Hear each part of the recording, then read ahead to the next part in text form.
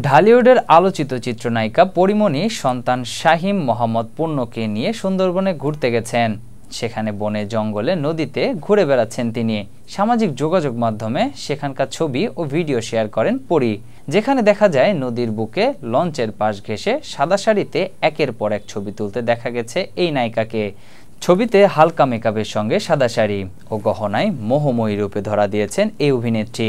নায়িকার সৌন্দর্যে মুগ্ধ হয়েছেন তার ভক্তরা। তার প্রশংসায় একজন লিখেছেন, পরীমণির এই রূপের লাবণ্যের কাছে কানের পাশের গোলাপের সৌন্দর্য হার মেনে গেল।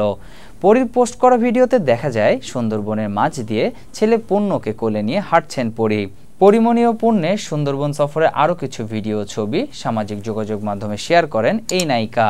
2022 সালের 10 আগস্ট জন্ম হয় পূর্ণের।